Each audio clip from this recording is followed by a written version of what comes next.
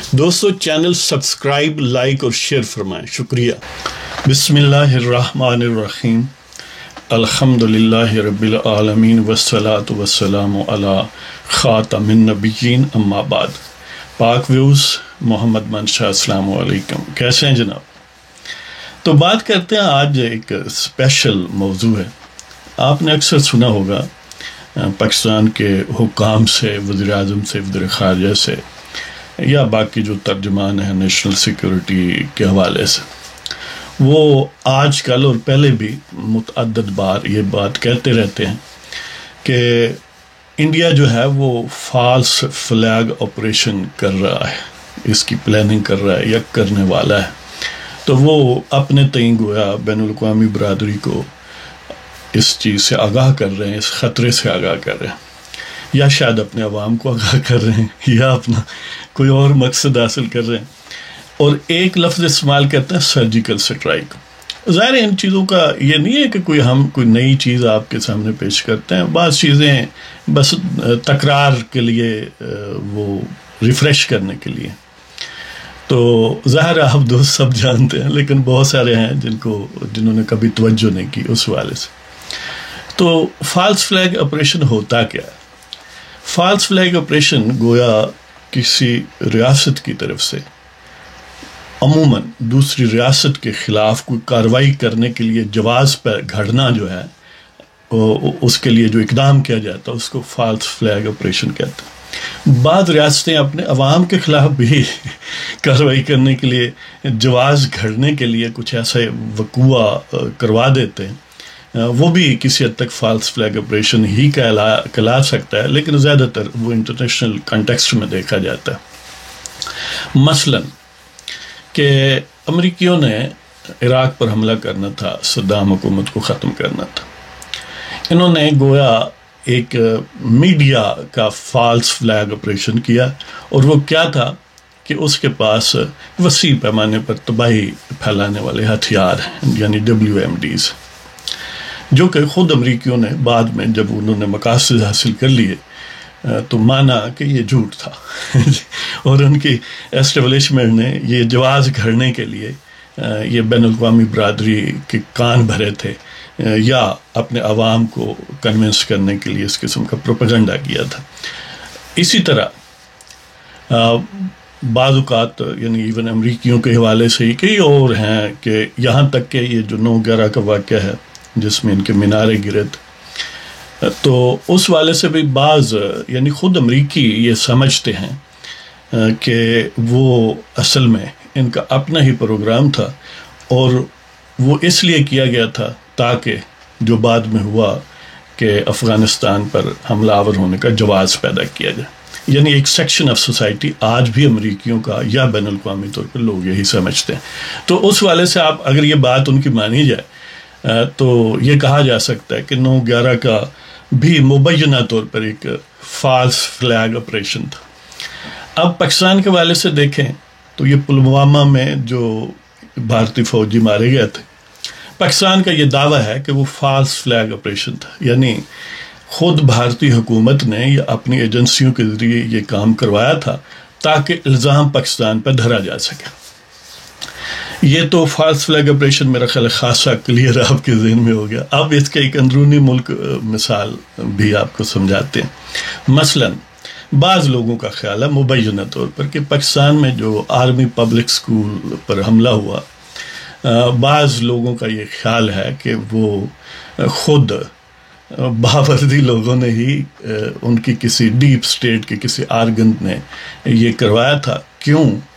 اس لیے کہ اس وقت کچھ ملٹری کورس پیدا کرنے کی ضرورت تھی، یا ان کی خواہش تھی کہ جس میں گویا قاضی، جج، تھانے دار، سب کچھ جج اور ایگزیکیوشنر وہ خود ہی ہوں، کہ کسی بھی شخص کو پکڑیں اور ایک حوالدار فوج کا سپاہی، میجر، کرنل، کوئی بھی کہہ دے کہ یہ مجرم ہے، لہذا وہ مجرم ہے۔ یعنی اس کے لیے اتنا کافی ہے کہ ایک باوردی شخص نے یہ کہہ دیا ہے، تو اس کو پکڑ کے ظاہر ہے کسی میجر یا کیپٹن کی کورٹ بنائی اور اس میں پیش کر دیا۔ انہوں نے کہا کہ جہاں پناہ نے حکم دے دیا کہ اس کو لٹکا دو، اور اس کی کنفرمیشن جو ہے وہ ظاہر ہے جو آرمی چیف ہوگا وہ کر دے گا، لہٰذا وہ ایک طرح سے اندرون ملک کا فالس فلیگ آپریشن ہے اس امپریشن کے تحت. میں یہ نہیں کہہ رہا کہ لازمی طور پر ایسا ہی ہوا ہے، لیکن جن لوگوں کا یہ خیال ہے. اس طرح اور کئی ایسے معاملات ہیں اندرون ملک. بعض اوقات انٹیلیجنس ایجنسیاں صرف پاکستان نہیں، بھارت، امریکہ، دنیا کے بہت سارے ممالک میں یہ کام حکومتیں کرتی ہیں. لہذا یہ false flag operation internal context میں ہو گیا اور دوسرا جو ہے وہ ایکسٹرنل کنٹیکسٹ میں ہو گیا. اب سرجیکل سٹرائک کیا ہے؟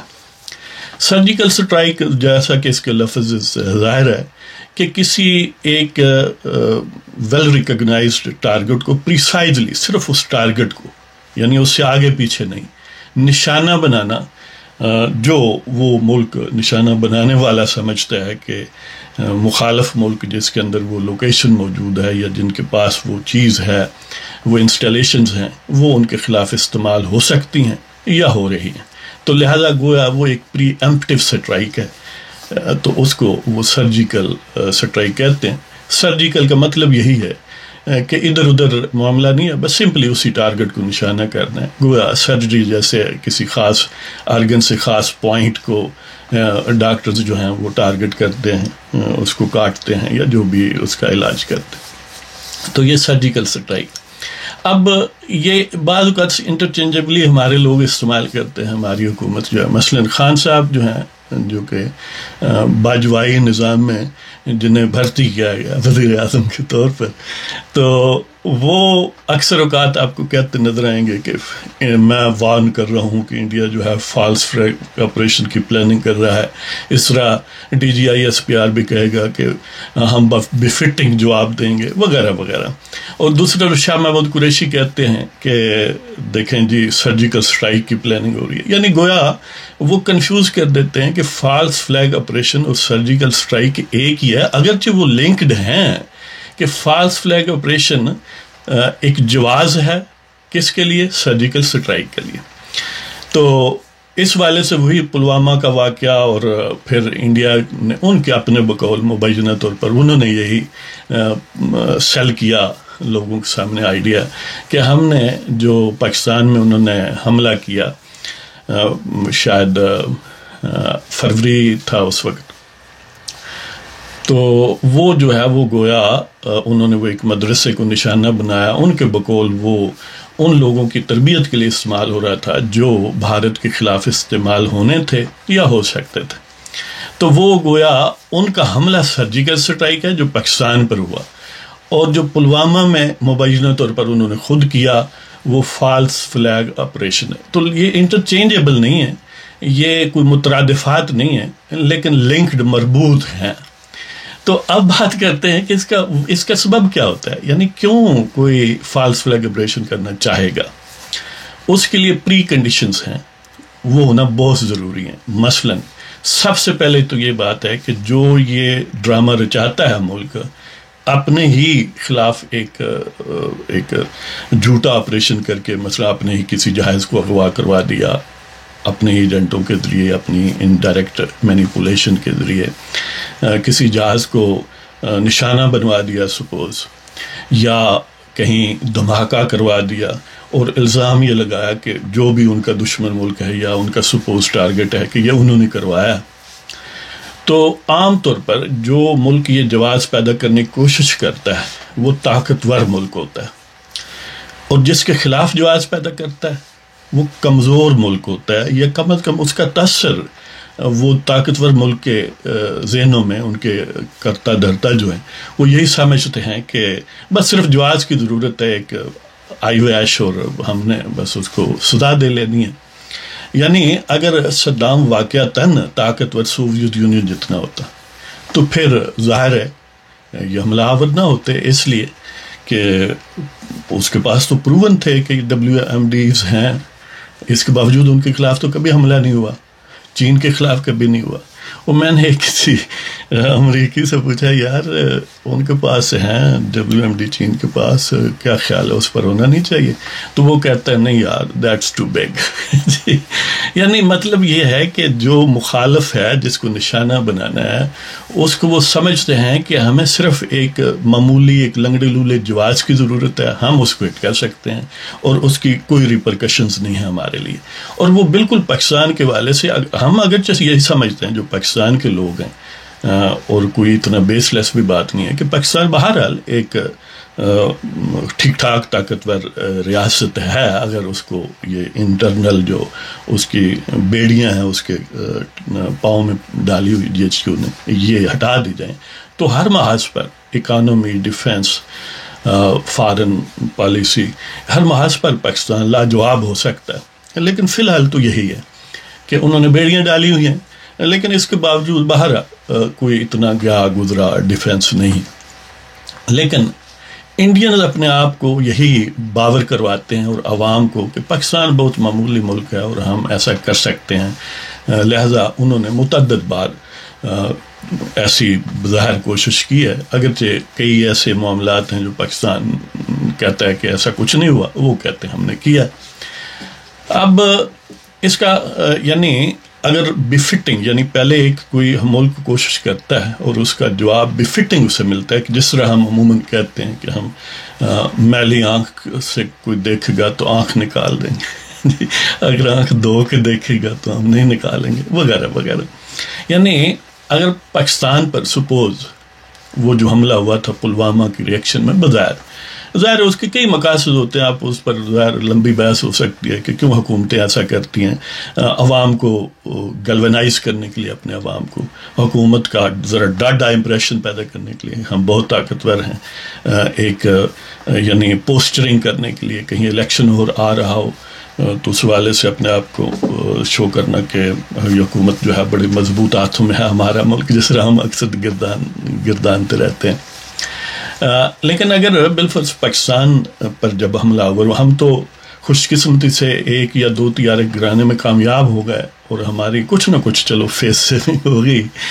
لیکن سپوز اگر وہ بھی نہ ہوتا تو ہم یہی کبھی UNO کو کہتے، کبھی اس کو کہتے، کبھی اس کو کہتے، لیکن اس کا ڈائریکٹ جواب یہی ہونا چاہیے تھا کہ آپ بھی واپس ان پر طیارے بھیج کے حملہ کروا دیتے. آپ بھی تو ان کے فوجی، ان کی کینٹس، کنٹونمنٹس، ان کے ہوائی اڈے سب موجود ہیں نا، تو آپ بھی اس کو نشانہ بنا دیتے ہیں جی، اور کہتے کہ یہاں پر یہ ہو رہا تھا جس طرح انہوں نے کہا تھا. اصل جواب تو وہ ہے، اگر وہ واقعتاً آپ کر دیتے تو پھر وہ فالس فلیگ آپریشن کبھی نہ کرتے. لیکن کیونکہ آپ نے نہیں کیا، وہ بقول اسد درانی جو ISI کے سابق DG ہیں، وہ کہتے ہیں کہ حکومت کو یا خان صاحب کو سوٹو سے شاید انہیں کہنا تو یہ چاہیے تھا کہ باجوہ صاحب کو، لیکن بہرحال انہوں نے باجوہ پیٹی برا ہے پھر بھی ہے جی، تو انہوں نے یہ کہا کہ خان صاحب کو یا حکومت کو سپائن دکھانا چاہیے تھا. مطلب یہ ہے کہ اس کو جب مودی نے انٹرپریٹ کیا کہ میں نے فون کیا ہے اور میں نے کہا کہ اتنے دنوں میں اگر تم نے واپس نہ کی تو میں حملہ کر دوں گا، اور خان صاحب جو ہیں وہ ڈر گئے، اور خان صاحب اپنے اس ڈر کا برملا اظہار بھی کرتے رہے اور اب بھی کرتے رہتے ہیں جی.